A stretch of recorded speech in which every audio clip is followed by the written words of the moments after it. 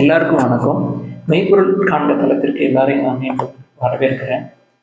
இன்னைக்கு இந்திய சூழல்ல ஒரு பெண் பூப்படைந்த பிறகு கல்வி, பிறகு கல்வியின் முடிவில் திருமணம், திருமணத்திற்கு பிறகு ஒரு புது இடத்துக்கு வந்து அவங்க போறாங்க. போறப்போ கருவுறுதல், அதற்காக அவர்கள் செய்யக்கூடிய தேர்ந்தெடுப்புகள், குழந்தை வந்து வெற்றிகரமாக பெற்றெடுக்க வேண்டும். ஆண், பெண் இது எல்லாமே தேர்ந்தெடுப்புகள் தான். அவருடைய தேர்ந்தெடுப்புகள் ஒரு பெண்ணுடைய வாழ்வை வந்து எந்த அளவுக்கு மோசமாக கொண்டு போய் விடுது அப்படின்றத பத்தி எல்லாம் மருத்துவர் ரத்ன கிருபா அப்படின்றவங்க எழுதியிருக்கிறாங்க. அந்த லிங்கை நான் வந்து கமெண்ட்ல போடுறேன். அதுல நான் படிச்சு உங்களுக்கு கண்டிப்பா இந்த விஷயம் தெரிஞ்சுக்கணும் அப்படிங்கிறதுக்காண்டி தான் இதை நம்ம பேசுகிறோம். பொதுவாக திருமணத்திற்கு முன்பு சில மாதங்களுக்கு பின்போ இல்லை திருமணம் முடிஞ்சு அவர்கள் வந்து கருவுறுதல் அப்படின்ற ஒரு விஷயம் அவங்களுக்கு தெரிஞ்ச பிறகு அவங்களை அறியாமலேயே அவர்களுக்கு வந்து டயாபிட்டிஸாக இருக்கலாம், இல்லை ஹார்ட் டிசீஸாக இருக்கலாம், இல்லை ஆட்டோ இம்யூன் கண்டிஷன்ஸாக இருக்கலாம். ஆட்டோ இம்யூன் கண்டிஷன்ஸ் அப்படின்றது அவர்களுடைய இம்யூன் சிஸ்டம் வந்து என்ன பண்ணணும்னா அவங்களோட உடம்புல இருக்கிற குட் செல்ஸ் அதையே வந்து அட்டாக் பண்ணி அவங்களோட பாடி கண்டிஷன்ஸ் வந்து டிட்டோரியேட் ஆக வைக்கும். அந்த மாதிரியான நிலைமை வந்து முற்றிலுமா சரிப்படுத்த முடியாது, கண்ட்ரோல் பண்ண முடியும் அப்படின்னு சொல்லி அந்த கட்டுரையில் எழுதியிருக்கிறாங்க. இந்த மாதிரியான சூழல் இதெல்லாம் தொடக்க நிலையில இருக்குன்னு வச்சுக்கோங்களேன். இருக்கக்கூடாதுன்னு இல்லை, அது ரத்த சோகை போன்ற பிரச்சனைகள் இதெல்லாம் வந்து ஒரு பெண்ணுக்கு வந்து இருக்கு அப்படின்னா அவர்கள் வந்து ஒரு கால அவகாசம் எடுத்துக்கிட்டு ஒரு வருஷமோ 2 வருஷமோ நம்மளோட உடலை வந்து முற்றிலுமா தயார் செஞ்சுக்கிட்டு அதுக்கப்புறம் அவர்களுடைய தேர்ந்தெடுப்பு கருவுறுதல் அது சம்பந்தமான தேர்ந்தெடுப்புகளை வந்து அவங்க பண்ணலாம் அப்படின்னு சொல்லி மருத்துவர் வந்து சொல்றாங்கன்னு வச்சுக்கோங்க. அதை வந்து ஏற்றுக்கொண்டு அதை வந்து நடைமுறைப்படுத்த வேண்டிய மனநிலை வந்து அவர்களுக்கு இல்லை அப்படின்னு சொல்லி இந்த கட்டுரையில சொல்லியிருக்கிறாங்க. அதைத்தான் நான் உங்களுக்கு முக்கியமா நம்ம இதை பத்தி பேச போறோம். அவர்களுக்கு ஒரு அழுத்தம் வந்து இருக்குது, குடும்ப சூழல்ல ஒரு அழுத்தம் வந்து இருக்குது. மருத்துவர் ரத்ன கிருபா அப்படின்றவங்க இது மாதிரி நிறைய கேசஸ் பார்த்துருப்பாங்க. நிறைய பெண்கள் வந்து அவர்கிட்ட போய் நாடு முழுவதும், இந்தியா முழுவதும் உள்ள எடுத்துக்காட்டுகள் எல்லாமே இந்த கட்டுரையில் இருக்குது. நான் வந்து முக்கியமான விஷயங்களை மட்டும் சொல்றேன். நாடு முழுவதும் உள்ள பெண்கள் வந்து அவர்கிட்ட வந்து பேசுறது பொதுவான விஷயங்களை வந்து சொல்றாங்க. ரைட், ஒரு அழுத்தம் வந்து அவர்களுக்குள்ளேயே இருக்குது. ஒரு குடும்ப சூழல்ல திருமணம் ஆயிடுச்சு, உடனே வந்து கருவுறுதல் வந்து நடக்கணும். இதுல என்ன ஒரு எல்லாருக்கும் தெரிஞ்ச விஷயம் என்ன அப்படின்னா பிறக்கக்கூடிய குழந்தை வந்து ஆண் குழந்தையா இருக்கணும். அது வந்து எவ்வளவு தூரம் வந்து ஒரு பெண்ணை வந்து மன அழுத்தத்துக்கு ஆளாக்குது அப்படின்றத பத்தி எல்லாம் அவங்க சொல்றாங்க. என்ன மாதிரியான கேசஸ்லாம் வருது அப்படின்னா, ஒரு பெண் இருக்கிறாங்க, அவர்களுக்கு வந்து முதல் குழந்தை திருமணத்திற்கு பிறகு முதல் குழந்தை வந்து பெண் குழந்தையா இருக்குதுன்னு வச்சுக்கோங்க. அவர்களுக்கு குழந்தை பிறந்த உடனே சில மாதங்கள்லேயே நமக்கு அடுத்த முறை வந்து குழந்தை பிறக்கும் போது ஆண் குழந்தையாக பிறக்க வேண்டும் அப்படின்னு சொல்லிட்டு ஒரு அழுத்தம் வந்து அவருக்குள்ளேயே உண்டாயுது. அவருக்குள்ள ஒரு பயம் வந்து வந்துடுது. பெண்ணை என்ன சொல்றாங்க, என்னுடைய கணவர் வந்து பயம் கொடுத்துட்டாரு, உன்னை விட்டு நான் போயிடுவேன், எனக்கு வந்து ஒரு ஆண் குழந்தை இல்லை அப்படின்னா உன்னோட என்னால் வாழ முடியாது அப்படின்னு சொல்லி ஒரு பெண்ணை வந்து பயம் கொடுக்கக்கூடிய சூழல்லாம் வந்து இருக்கிறதெல்லாம் அவங்க பார்த்துருக்குறாங்க. அது போக அவருடைய வாழ்வு ஆண் குழந்தை வேணும் அப்படின்னு சொல்லி அவங்களுடைய முயற்சி எடுக்கிறாங்க இல்லையா, அந்த முயற்சி தோல்வி ஆகிறப்போ அவர்களுடைய உடல் நலம் இருக்கு இல்லையா, அவங்களோட லைஃப் ஸ்பேன் 70 வருஷம் 80 வருஷம் வாழக்கூடிய அந்த பெண் என்ன பண்றாங்க, அந்த லைஃப் ஸ்பேன் பயங்கரமா குறையுதான். பல ஆண்டுகள் அவர்களுடைய வாழ்நாள் டோட்டல் லைஃப் வந்து குறையிறதா மருத்துவர் வந்து இதுல சொல்றாருங்க. எதற்கு அப்படின்னா நமக்கு வந்து ஆண் குழந்தை வேணும் அப்படின்னு சொல்லி முயற்சிகள் செய்யறது. தென் முயற்சியில ஒரு 6 மாதங்கள் 7 மாதங்களுக்கு பிறகு அதை வந்து ஆண் குழந்தை தான் வேணும் அப்படின்னு சொல்லிட்டு பெண் குழந்தைன்னா எனக்கு வேணாம் அப்படின்னு சொல்லி ஒரு முடிவுகளை எடுக்கிறது. இது எல்லாமே வந்து அவருடைய உடல்நிலையை பாதிக்கும் அப்படின்றது அவளுக்கு நல்லா தெரிஞ்சும் கூட அவங்களுக்கு இருக்கக்கூடிய சூழல் அவர்களுக்கு வந்து இப்படி ஒரு நிர்பந்தத்தை ஏற்படுத்துது, அவர்களோட உடல்நிலை வந்து பாதிக்குது அப்படின்னு சொல்லி சொல்றாங்க. இதுல இந்த ஆராய்ச்சிகள் என்ன சொல்லுதுன்னா 2018 ஜேர்னல் ஆஃப் எக்கனாமிக்ஸ் டெவலப்மெண்ட் அப்படின்னு சொல்லிட்டு ஒரு ஜேர்னல், இந்த சன் ப்ரிஃபரன்ஸ், அதாவது ஆண் குழந்தை வேணும் அப்படின்னு சொல்லிட்டு அவர்களுக்கு விருப்பமா இருக்கு அப்படின்னு சொல்றோம் இல்லையா, அது சம்பந்தமான ஆராய்ச்சியில ஈடுபடுறப்ப என்ன சொல்றாங்க, அந்த ஆராய்ச்சியின் முடிவு என்ன சொல்லுது, நேஷனல் ஃபேமிலி ஹெல்த் சர்வே அப்படின்னு சொல்லி இருக்கு. இந்த டேட்டாவும் அந்த லிங்க்ல இருக்கு. அது என்ன சொல்றாங்க, ஒரு பெண் வந்து திருமணத்துக்கு பிறகு கருவுற்று அவர்களுக்கு வந்து ஆண் குழந்தை பிறக்குதுன்னு வச்சுக்கோங்களேன். அந்த ஆண் குழந்தை பிறந்து அதை வளர்த்து அவங்களோட வாழ்நாள் எல்லாம் வந்து அவங்க என்ன நினைக்கிறாங்களோ அதெல்லாம் நடக்கிற மாதிரியான ஒரு சூழல் வருது அப்படின்னா அவங்களோட லைஃப் வந்து ரொம்ப எக்ஸ்டெண்ட் ஆகுதுங்க. முதல் குழந்தை வந்து ஆண் குழந்தை அப்படின்னா முதல் குழந்தை பெண் குழந்தையை பெற்றெடுத்த தாய்மார்கள் வந்து எவ்வளவு காலம் வாழ்றாங்களோ அதை விட அதிகமா ஆண் குழந்தை பெற்றெடுத்த தாய்மார்கள் நீண்ட நாட்கள் வாழ்றாங்க அப்படின்னு சொல்லிதான் அந்த சர்வே வந்து சொல்லுதுங்க. இதுல என்ன முக்கியமான காரணம்னா, இந்த ஃபர்ஸ்ட் சைல்டு, கேர்ள் சைல்டு, பெண் குழந்தை பிறகுது அப்படின்னு இருக்குது இல்லையா, அவர்கள் தொடர்ந்து அடுத்தடுத்த குழந்தை வந்து ஆண் குழந்தை வேணும் அப்படின்னு சொல்லி முயற்சி செய்து அவருடைய உடம்பை வந்து தானாவே கெடுத்துக்கிறாங்க அப்படின்றதுதான் அந்த சர்வே வந்து நம்மளுக்கு சொல்லுதுங்க. குடும்ப சூழல் வந்து இந்த விஷயத்துல ரொம்ப முக்கிய பங்கு வகிக்குது.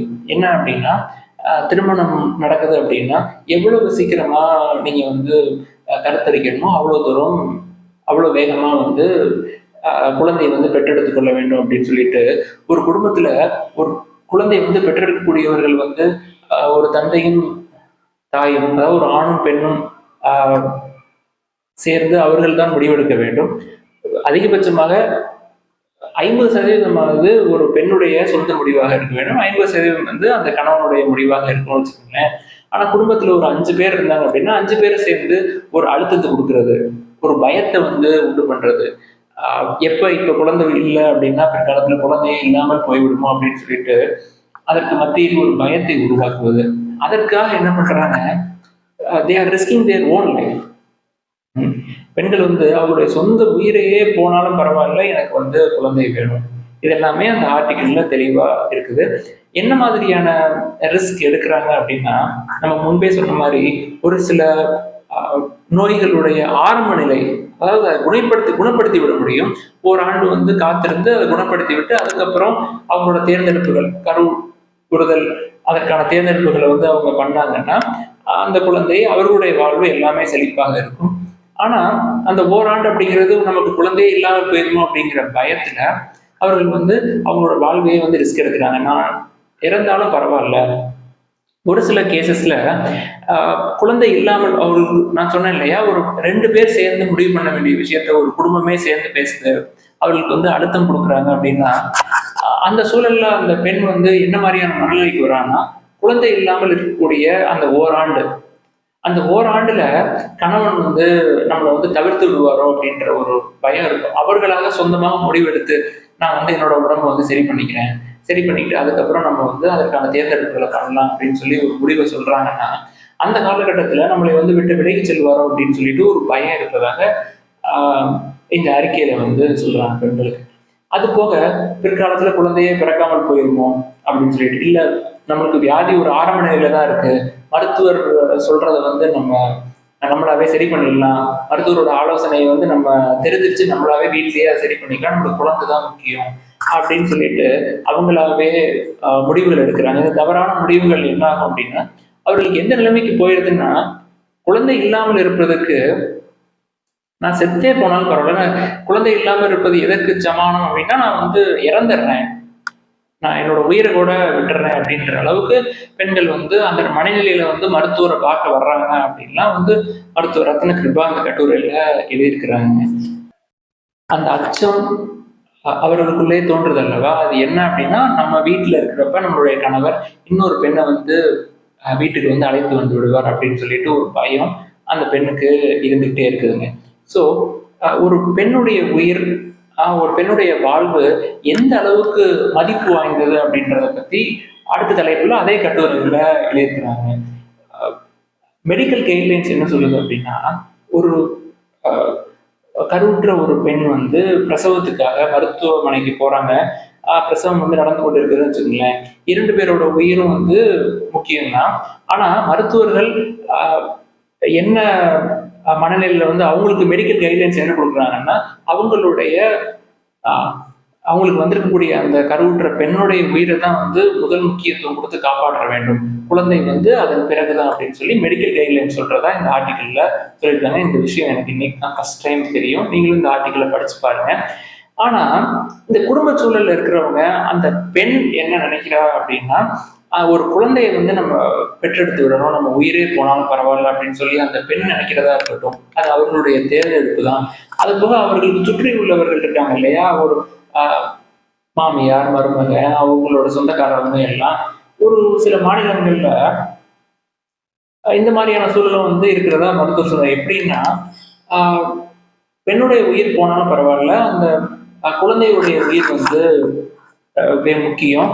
அதுவும் ஆண் குழந்தையா இருந்தா எங்களுக்கு வந்து ரொம்ப முக்கியம் அப்படின்னு சொல்லிட்டு, ஒரு பெண் இல்லை அப்படின்னா நாங்க வந்து இன்னொரு திருமணம் பண்ணி வச்சுக்குவோம் அப்படின்னு சொல்லிட்டு ஒரு குறிப்பிட்ட பகுதியில சர்வே எடுத்திருக்கிறாங்க. சர்வே எடுத்த பகுதியில பார்த்தீங்கன்னா, நிறைய இந்த மாதிரியான தவறான தேர்ந்தெடுப்புகள் பெண்ணின் உயிரை வந்து எடுத்துக்கொண்டிருக்கிறது. அவர்கள் எல்லாமே அவங்களுடைய குழந்தையை பாதுகாக்கணும் அப்படிங்கிறதுக்காக அந்த ஆண்கள் எல்லாமே 2வது திருமணம் வந்து பண்ணிட்டு தான் அந்த சர்வே சொல்லுதுங்க.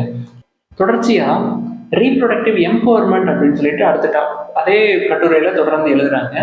அதுல இந்த காலகட்டத்துல பெற்றோர்கள் தங்களுடைய பெண் குழந்தைகளை வந்து நல்லா படிக்கணும், நல்ல மதிப்பெண் வாங்கணும், நல்ல வேலைக்கு போகணும், அவர்கள் குடும்பத்தை வந்து பார்த்துக்கிற அளவுக்கு அந்த பெண் வந்து சொந்த காலிலே நிற்கணும் அப்படின்னு சொல்லிட்டு வேலைக்கு அனுப்புறாங்க. இது எல்லாமே நல்ல விஷயம்தான். ஆனா இது எல்லாத்தையும் சேர்த்துட்டு அந்த பெண் எப்படி இருக்கணுமா, ஃபேமிலி ஓரியன்டா இருக்கணும் அப்படின்னு சொல்லி எதிர்பார்க்குறாங்க. ரைட். ஸோ இந்த சூழல் வந்து இருக்கிறதா மருத்துவர் ரத்னகிருபா அப்படிங்கிறவங்க எழுதியிருக்கிறாங்க. இந்த ஃபேமிலி ஓரியன்ட் அப்படின்னா நான் அதை எப்படி பார்க்குறேன் அப்படின்னா, ஒரு பெண் வந்து அவங்களுடைய தந்தை தாயோட கௌரவத்தை காப்பாற்றுறதுக்காக படிக்கணும், அவர்களுக்கு பொருளாதார ரீதியாக உதவு பண்ணுறதுக்கு பணம் சம்பாதிக்கணும், அவங்களோட குடும்பத்தை பார்த்துக்கணும். ஆனால் எல்லாத்தையும் சேர்த்து ஃபேமிலி ஓரியன்ட் அப்படின்னா என்ன அர்த்தம் அப்படின்னு நான் என்ன நினைக்கிறேன் அப்படின்னா, குடும்பத்தில் உள்ள மற்ற உறுப்பினர்கள் எல்லாமே என்ன சொல்றாங்களோ அதற்கெல்லாம் ஆமா போட்டுக்கொண்டோ இல்லை தலையாட்டி கொண்டோ இருக்க வேண்டும் அப்படின்னு எதிர்பார்க்கிறாங்களா அப்படின்னு சொல்லிட்டு இது என்னுடைய தனிப்பட்ட முறையில என்னுடைய கேள்வியாக இருக்கிறது. ஆக ரீப்ரொடக்டிவ் ஃப்ரீடம் அப்படின்றது அந்த பெண்ணுக்கு வந்து இல்லாம போகுது அப்படின்றது இந்த சர்வே டேட்டா வந்து சொல்லுதுங்க. இப்போ அடுத்த ஸ்டடிஸ் என்ன சொல்லுதுன்னா, 100ல 9% பேர் நல்லா, இப்ப 100 பேர் வந்து இந்த சொசைட்டில வந்து பெண்கள் எடுத்துக்கிட்டோம் அப்படின்னா, அதுல 100 பேர் வந்து நல்லா படிச்சிருக்காங்க, நல்லா படிச்சு ஒரு டிகிரி வாங்கியிருக்காங்க, ஒரு நல்ல வேலைக்கு போறாங்க, ஒரு டிகிரியாவது வாங்கியிருக்காங்க அப்படின்னா அதுல 9% பேர் மட்டும்தான் என்னுடைய வாழ்க்கை துணையை வந்து என்னுடைய விருப்பப்படி நான் வந்து தேர்ந்தெடுப்பேன் அப்படின்னு சொல்லிட்டு இருக்கிறவங்க யாருன்னா வெறும் 9% பேர் தாங்க. 100ல வெறும் 30 பேர் தான் நல்லா படிச்சவங்களே. ரைட். இந்த சமுதாயத்தில் இருக்கிற படிச்சவங்கள்ல 9% பேர் மட்டும்தான் நமக்கு இவர் வந்து சரியான ஆள், அவருடைய தேவைகள் எல்லாமே அவங்கள்ட்ட வந்து வெளிப்படையா சொல்லி திருமணம் பண்ணிக்கிறவங்க வந்து 9% பேர் தான். ஆனா படிக்காதவங்க ஒரு டிகிரி கூட வாங்காம இருப்பாங்க இல்லையா, அதை எடுத்துக்கிட்டோம்னா அது இன்னும் குறைவுங்க.